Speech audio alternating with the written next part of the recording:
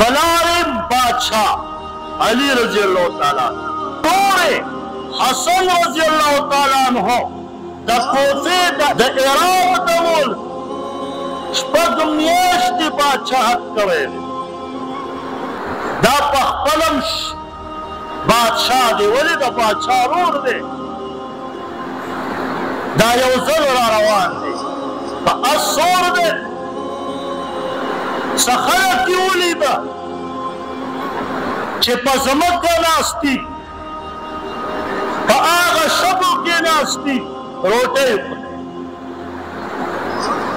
حسین رضی اللہ تعالیٰ عنہ دې سړو ولیدل نو ورته عرض یې وکړ چې دې موږ سره لږه روټۍ وخورئ دعوت یې وله ورکړ حسین رضی اللہ تعالیٰ عنہ راکوش د اس نه او د هغې سره په ځمکه په شګو کې کېناستو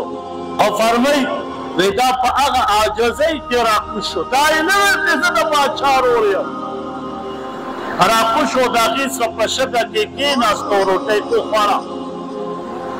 او بیا یې وفرمایل حسین رضی اللہ تعالی عنہ واللہ لا يحب المستكبرین اللہ پاک کا متکبر خلق سره مینه محبت نه